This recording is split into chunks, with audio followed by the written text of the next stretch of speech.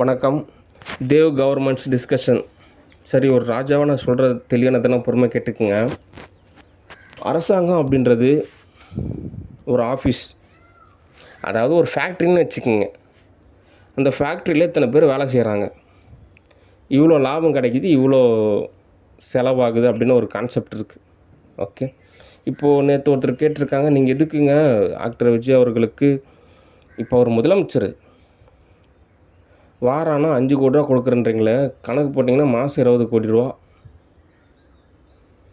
இவ்வளோ காசு கொடுக்குறீங்களே, அது இல்லாமல் சம்பளத்தை வேலை அதிகப்படுத்துகிறேன்றீங்க, கஜானாவில் இப்படியே செலவாயிடுச்சுன்னா என்ன பண்ணுறது அப்படின்னு ஒருத்தர் ஒரு கொஸ்டின் கேட்டிருக்காங்க. முதலாவது, கவர்மெண்ட் அப்படின்றது ஒரு ஆஃபீஸ் மாதிரி தான். ஓகே, காலையில் 9 மணிலேருந்து 5 மணி வரைக்கும் இயங்கும். ஒரு சரியான பதம் அப்படின்னா காலையில் ஒரு 10 மணிலேருந்து சாயந்தரம் ஒரு 5 மணி வரைக்கும் தான் இயங்கும். ஓகே, அதுதான் ஆஃபீஸ் டைம். ஓகே, அந்த டைமில் எதுனாலும் நம்ம தோது பார்த்துக்கலாம். மற்ற டைம்லாம் எதுதான் வகையில் தோது பார்க்குறன்றது தோது ஆகாது. ஓகே, சரி, அடுத்து இப்போது எக்கச்சக்கமான ஊழல் செஞ்சுருக்காங்க. ஓகே, 1 ரூபா 2 ரூபாலாம் இல்லை, 2G ஸ்பெக்ட்ரம் ஊழலில் பயங்கரமான காசு, எதுக்கு எடுத்தாலும் காசு. ஓகே, இவங்களா சம்பாரித்து ஊழல் செஞ்சாங்கன்னா அப்படி கிடையாது, இருக்கிற கஜானாவில் காசு சுரண்டிக்கிட்டாங்க, அவ்வளோதான்.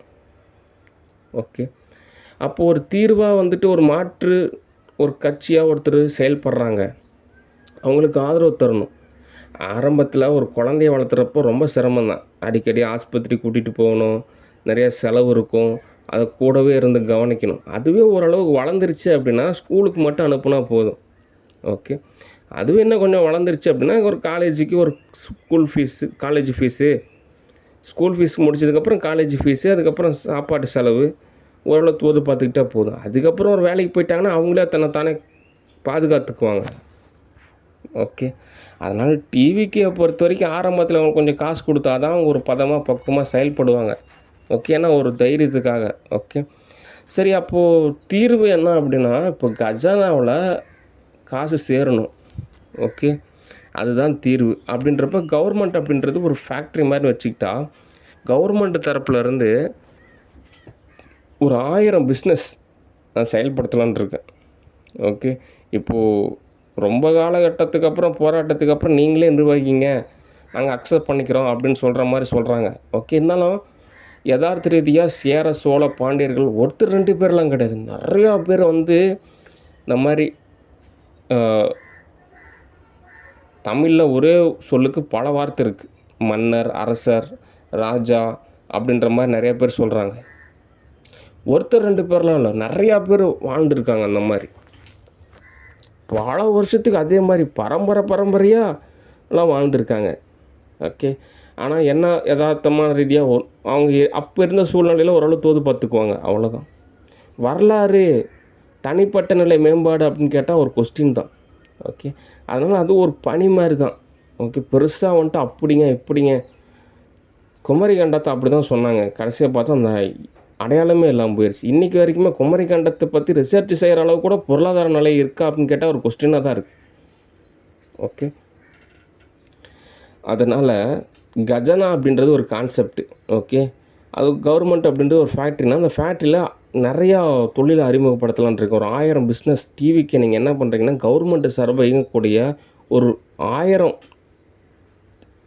தொழில் உருவாக்கணும். இப்போ போக்குவரத்து கழகமும் ஒரு பிஸ்னஸ் லிஸ்ட்டில் தான். ஓகே, இந்த மாதிரி 1000 லிஸ்ட்டில் உருவாக்குறோம். வருஷத்துக்கு ஒவ்வொரு பிஸ்னஸ்லேருந்து 10 கோடி ரூபா கிடைச்சா கூட 1000 பிஸ்னஸ்லேருந்தும் அதே மாதிரி 10 கோடி ரூபா கிடைச்சா நல்ல லாபம் தான். ஒரு 1.5 வருஷத்துக்கு மட்டும்தான் டிவிக்கே பொறுத்த வரைக்கும் தமிழ்நாட்டை ஓரளவு தோது பார்க்குற மாதிரி இருக்கும். அதுக்கப்புறம் பார்த்திங்கன்னா மற்ற மாநிலங்களாக இருக்கக்கூடிய நாடுகளையும் மற்ற உலக நாடுகளையும் தான் தோது பார்க்குற மாதிரி இருக்கும். அப்படின்றப்போ அந்த எக்கனாமி அப்படின்றது சரியாக இருக்கும். ஓகே, ஆரம்பத்தில் அவங்களுக்கு சம்பளம் அதிகப்படுத்தி கொடுக்கறதுனால அவங்க நிறைய வகையில் தோது பார்த்துக்குவாங்க. ஒரு நிலைக்கு மேலே அவங்களே எங்களுக்கு இந்த சம்பளமே போதுமானது அப்படின்னு சொல்லிட்டு அவங்களே ஒரு ஒரு தேவையான அளவு மட்டும் தொகை வாங்கிக்குவாங்க. ஓகே, இப்போது ஆரம்பத்தில் ஒரு சில ஆர்டிஸ்டெல்லாம் ஒவ்வொரு மூவிக்கும் காசு வாங்குவாங்க. ஒரு நிலைக்கு மேலே அவங்களே வந்துட்டு பார்த்திங்கன்னா எனக்கு பாதி சம்பளம் இருந்தால் போதுங்க, இல்லை சம்பளமே தேவையில்லை, எனக்கு கால் ஷீட் இருக்குது, நான் வந்து சும்மா நடிச்சுட்டு வரேன் அப்படின்ற சொல்கிற ஆர்டிஸ்டெல்லாம் கூட இருக்காங்க. அந்த மாதிரி சில நபர்களும் செயல்படுறப்ப கஜானாவில் காசு சேரும். ஓகே. அடுத்து கஜானாவை பொறுத்த வரைக்கும் அக்கௌண்ட்ஸ் டீட்டெயில்ஸ் என்ன அப்படின்னா, இப்போ 100% இருக்குது அப்படின்னு வச்சுங்க, அதில் 30% நான் எடுத்துக்குவேன். ஓகே, என்னோடய தேவை இருக்குது. 20% வந்து பார்த்திங்கன்னா இன்வெஸ்ட்மெண்ட்டு. ஓகே, அதாவது திரும்ப பயன்பாடு அப்படின்னு தமிழில் சொல்லுவாங்க. அதாவது மெயின்டெனன்ஸு, ஏதாவது இன்வெஸ்ட் பண்ணுறது, அந்த மாதிரி 20%. 50% அப்படின்றது அப்படியே சேவிங்ஸில் இருக்கும். ஓகே, ஒரு கட்டத்தில் 50%ல் 25% கூட நம்ம எடுத்து செலவு செய்யலாம். ஆனால் 25%ஆவது நம்ம சேவிங்ஸில் இருக்கணும். ஓகே, 25% நம்ம எடுத்து செலவு பண்ணுறோம் அப்படின்ற அளவு நிலமை இருக்குது அப்படின்னா, நம்ம உடனடியாக ஏதாவது தோது பார்க்கணும். கஜானாவில் காசு நிரப்புறதுக்கு ஏதாவது தோது பார்க்கணும். ஓகே, ஆனால் இப்போ யதார்த்த ரீதியாக என்ன ஸ்டேட்டஸ் அப்படின்னா, நம்ம +20 25% போகக்கூடாது அப்படின்ற ஒரு கான்செப்ட் இருக்குது. ஆனால் இப்போ யதார்த்த ரீதியாக பார்த்திங்கன்னா -100லாம் கிடையாது. 100க்கு மேலே, 1000க்கு மேலே, லேக்ஸ்க்கு மேலே மைனஸில் இருக்குது. அந்த அளவுக்கு நிர்வாகவியல் இருந்திருக்கு. ஓகே, ஏன்னா ஊருப்பட்ட கடன் இருக்குது. கஜானாவில் என்னங்க இருக்குதுன்னு கேட்டால் கடன் பத்திரம் தான் இருக்குது. ஓகே, காசு எங்கேயுமே காணும். ஊருப்பட்ட கடன் இருக்குது. இப்போ அந்த கடன் எல்லாத்தையும் எப்படி சால்வ் பண்ணுறது தான் ஒரு மிகப்பெரிய விஷயம். ஓகே, அதுக்கு படிப்படியாக நம்ம தோது பார்த்து அந்த கடன் எல்லாத்தையும் சால்வ் பண்ணணும். ஏன் அப்படின்னா, கடன் இருந்தாலே ஒரு மிகப்பெரிய ஒரு வெயிட் இருக்கிற மாதிரி, நகரவே முடியாது. ஓகே, சில நாடுகள்லாம் பார்த்திங்கன்னா அவ்வளோ உற்சாகமாக இருக்காங்க. அவங்க வாழக்கூடிய மக்கள்லாம் பார்க்குறப்போ ரொம்பவே ஒரு மோட்டிவேஷனலாக இருக்காங்க. ஆனால் இங்கெல்லாம் பார்த்தா ரொம்ப ஒரு ரணரணமாக இருக்காங்க. அதுக்கு காரணம் ஊருப்பட்ட கடன் இருக்குது. ஓகே, அதனால தான் நிலப்பகுதியே அப்படி ஒரு வேதனையாக இருக்குது. இதெல்லாம் உளவியல் ரீதியான ஒரு விஷயம். ஓகே, அதனால் இருக்கிற கடன்லாம் சால்வ் பண்ணணும். அதனால் அக்கௌண்ட்ஸ் டீட்டெயில்ஸு நான் தெளிவாக சொல்லிட்டேன். ஓகே, எனக்கு நிறையா உலக நாடு இருக்குது. அதனால் ஒவ்வொரு சில பகுதியில் வந்து எனக்கு ஒரு 30% எனக்கு போதுமானது. ஓகே, அதுவும் மட்டும் இல்லாமல் நீங்கள் நல்லா நுட்பமாக யோசித்து பார்த்தீங்கன்னா, பொருளாதாரத்தெல்லாம் படித்து பார்த்தீங்கன்னா, காசு அப்படின்றது ஒரு பேப்பர் தான். அது சும்மா இடத்துல ஒரு பயன்பாடு மட்டும்தான். ஓகே, அடுத்தடுத்த படிநிலை இருக்குது. அந்தந்த படிநிலை தான் நம்ம தோது பார்க்கணும். சும்மா ஒரு காசு அப்படின்ற ஒரு வகையிலே தோது பார்த்தோம் அப்படின்னா, அது ஒரு டைம் மட்டும்தான் இருக்குது. அந்த டைமுக்குள்ளே அது பயன்படும், அவ்வளோதான். அது சும்மா ஒரு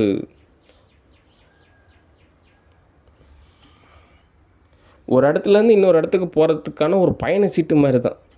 ஓகே, அதனால் அது ஓரளவு நம்ம தோது பார்த்துட்டு அடுத்தது படிநிலையை தோது பார்க்கணும். ஓகே, அதனால் கவர்மெண்ட்டு கஜானாவை பற்றின ஒரு டீட்டெயில்ஸ் நான் உங்களுக்கு தெளிவாக சொல்லிட்டேன். ஓகே, ஆனாலும் உங்கள் இன்வால்மெண்ட்டுக்கு நான் பாராட்டுறேன். ஏன் அப்படின்னா, இந்த நாடு எப்படியோ போட்டுங்க, ராஜா எப்படியோ போட்டுங்க, கஜானா எப்படியோ போட்டுங்க, நிர்வாகிங்க எப்படியோ போட்டுங்க, நாங்கள் எப்படியோ போகிறோம் அப்படின்லாம் இல்லாமல் ஓரளவு பொறுப்பெடுத்து என்னங்க ஏதுங்க, சரிங்க சமாதானமாக, சரி ஒற்றுமையாக, சரி ஒரு பண்பாக நம்ம தோது பார்க்கலான்ற அந்த பண்பு நிலைக்கு ஒரு பாராட்டு. ஓகே, அதனால் ஆஃபீஸ் டைம் என்னவோ அந்த டைமில் நம்ம தோது பார்த்தா தான் சரியாக இருக்கும். ஓகே,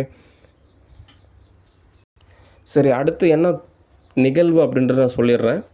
அடுத்து என்னென்னா, இந்த மாதிரி மிலிட்ரி ஆர்டர்ஸ் எல்லாம் கொஞ்சம் அப்லோட் பண்ணணும். அதுக்கப்புறம் ஒவ்வொரு சில ஆர்டர்ஸ் எல்லாம் இருக்குது, அதெல்லாம் அப்லோட் பண்ணணும். அடுத்து ஒவ்வொரு துறையும் அது தகுந்த மாதிரி தோது பார்த்துக்கணும். ஓகே, அடுத்து பாதுகாப்புத்துறை அப்படின்றது மிகவும் அவசியம். ஓகே, நான் நேற்றே சொன்னேன் 6 மணிக்கெலாம் பயங்கரமாக ஏதாவது உஷாராக இருக்கணும் அப்படின்னு. ஆனால் எரர் ஏற்படுத்திட்டாங்க. அதனால் பகல் ஷிஃப்ட் ஒரு டீமும் நைட் ஷிஃப்ட் ஒரு டீமும் செயல்படணும். எல்லாருமே பகலில் வேலை செஞ்சீங்க அப்படின்னா நைட்டு யார் வேலை செய்கிறது? ஓகே, அதனால் பகல் ஷிஃப்ட் ஒரு டீமும் நைட் ஷிஃப்ட் ஒரு டீமும் செயல்படணும். ஓகே, அடுத்து சண்டை செய்யணும். காலையில் 5 மணிக்கெலாம் சண்டை ஆரம்பிச்சிடும். இந்த கழுதை என்கின்ற திலகவதியெல்லாம் கரெக்டாக வைத்து பிடிச்சி இழுக்கும், துன்பத்தை ஏற்படுத்தும். இப்போ ஒரு நாட்டை கைப்பற்றணும் அப்படின்னா அந்த நாட்டு மக்களை துன்புறுத்த தேவையில்லை. அந்த நாட்டில் யார் நிர்வகிக்கிறாங்க அவங்கள துன்புறுத்தினா போதும், அந்த நாடு ஈஸியாக கிடச்சிரும் அப்படின்ற கான்செப்ட் ரொம்ப வருஷமாகவே இருக்குது. ஓகே, அந்த வகையில் என்ன துன்புறுத்துவாங்க, அப்போ நான் ஒன்றுமே அன்றைக்கி தோது பார்க்குறதுன்றது சிரமம். அதனால் காலங்காத்தாலே ஃபைட் ஆரம்பிச்சிடும். அவங்களாம் தடுக்கணும். அவங்க அந்தளவுக்கு பகுத்தறிவுமே கிடையாது, பண்பு நிலையுமே கிடையாது. அவங்களாம் துன்புறுத்திக்கிட்டே இருப்பாங்க. நம்ம பாவம் மன்னிச்சு விட்டீங்க அப்படின்னா உடனே திடீர்னு ஒரு 10 நிமிஷம் கழித்து துன்புறுத்த ஆரம்பிச்சிருவாங்க. நைட்டு சமாதானமாக போயிடுவாங்கன்னு பார்த்தா காலையில் திடீர்னு வந்து சண்டைக்கு வருவாங்க. எல்லாம் மனநல பாதிக்கப்பட்டவங்க, மனநல பிறழ்வு, திருத்த முடியாது. அவங்கெல்லாம் வெவ்வேறு ஆவிகள் உலகத்துக்கு தான் அனுப்பணும். அப்போ தான் தீர்வு. ஓகே. இப்போது நிறையா மிருகங்கள் இருக்குது, ஆபத்தான மிருகங்கள்லாம் நிறையாவே இருக்குது. அதெல்லாம் ஒரு நிலையில் பார்த்தா ரொம்ப ஒரு ரசனையாகவும் ரொம்ப ஒரு இதாகவும் தான் இருக்கும். ஆனால் அதெல்லாம் ஆபத்து மனிதர்கள் வாழும் பகுதிகளில். ஓகே. மனித நிலையில் சில பேர் அப்படி தான் இருக்காங்க. சில ஆபத்தான சில மிருகங்கள்லாம் இருக்குது. ஓகே. அதே நம்ம தமிழில் சொல்லக்கூடிய ஒரு வார்த்தையானது வெவ்வேறு வகையில் புரிஞ்சிக்காமல் சில ஆபத்தான நபர்கள்லாம் இருக்காங்க. அவங்ககிட்ட நம்ம ஒரு கொஞ்சம் ஜாக்கிரதையாக இருக்கிறதுன்றது தான் நல்லது. ஓகே. கவர்மெண்ட்டு என்னது அப்படின்றப்போ அவங்களாம் நிராகரிக்கிறது தான் நல்லது. ஓகே. சரி. அந்த தியேட்டர் ட்ரில்லியன் உலக நாடுகளை தூது பார்க்குறப்ப அந்த கேஷ் கிடைக்கும். இன்னும் நிறையாவே கிடைக்கும். முதல்ல நமக்கு ஒரு பாதுகாப்பு தேவை. இப்போ தான் நம்ம ஓரளவு எல்லாமே தோது பார்த்துட்ருக்கோம். அப்படின்றப்போ நமக்கு நிறைய வகையில் தோதாகும். ஓகே. அதனால் இன்றைக்கு இறுதியான தகவல் என்ன அப்படின்னா பாதுகாப்பு இன்னும் பல மடங்கு பலப்படுத்தணும். ஓகே. எப்படி பலப்படுத்தணும் அப்படின்னா, அந்த நாட்டுக்கெல்லாம் போகாதீங்க. ஏதாவது தீங்கு ஏற்படுற மாதிரி நபராக இருந்தீங்கன்னா தயவு செஞ்சு போகாதீங்க. அங்கே நன்மைனா உங்களுக்கு பயங்கர சொர்க்கமாக இருக்கும். நீங்களாம் மாட்டிட்டிங்கன்னா நரகத்தோட பல ஆயிரம் மடங்கு துன்பத்தை அனுபவிப்பீங்க. ஏன்னா அங்கே அவ்வளோ ஒரு கட்டமைப்பு இருக்குது, பாதுகாப்பு இருக்குது, பண்பு நிலை இருக்குது. அப்படின்ற மாதிரியான ஒரு நாட்டோட அமைப்பை உருவாக்கணும்.